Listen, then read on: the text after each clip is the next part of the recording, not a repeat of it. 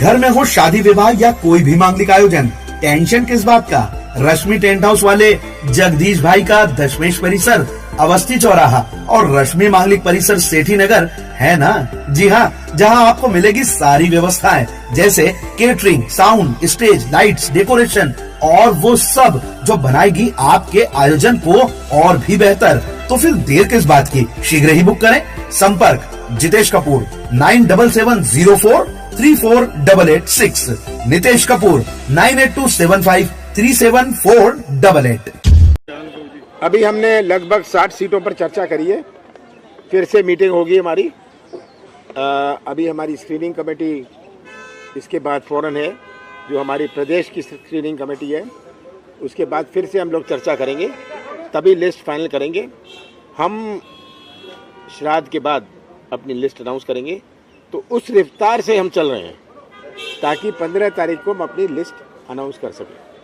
और जितनी चर्चा हुए उतना अच्छा है, क्योंकि बहुत सारी नई चीज़ें उभर के आती हैं। नमस्कार साथियों, जैसा आदरणीय कमलनाथ जी ने कहा कि आज केंद्रीय चुनाव समिति की बैठक माननीय खड़गे साहब, माननीय राहुल गांधी जी और केंद्रीय चुनाव समिति के सभी सदस्यों के साथ हुई। हमारे प्रदेश कांग्रेस कमेटी के अध्यक्ष कमलनाथ जी, विपक्ष के नेता गोविंद सिंह जी और सब लोगों ने उसमें हिस्सा लिया।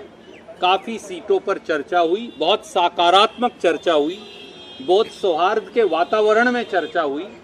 और जिस प्रकार से प्रदेश कांग्रेस कमेटी के अध्यक्ष समन्वय बना रहे हैं, ये अपने आप में दर्शाता है कि कांग्रेस पार्टी मध्य प्रदेश में एक अप्रत्याशित जीत की ओर कदम बढ़ा रही है।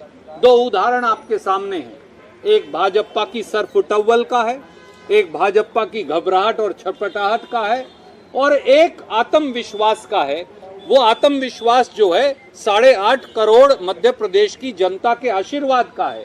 वो आत्मविश्वास जो है मध्य प्रदेश के 8.5 करोड़ लोगों का जन आक्रोश जो भाजपा पर फूट रहा है उसके खिलाफ है। आए दिन भ्रष्टाचार, घोटाले और इस प्रकार के विवाद सामने आ रहे हैं।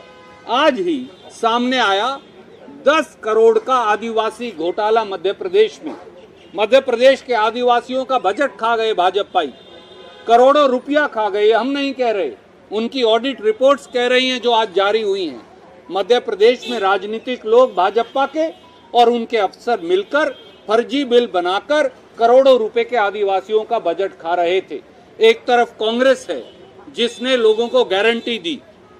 कमलनाथ जी के नेतृत्व में हमने कहा ऋण माफी होगी किसान की, झूठे मुकदमे वापस होंगे, 5 हॉर्स पावर तक की बिजली का बिल किसान का माफ होगा, पुरानी पेंशन स्कीम लागू की जाएगी, 100 यूनिट बिजली माफ, अगले 100 यूनिट बिल हाफ, 1500 रुपए महिलाओं को पेंशन।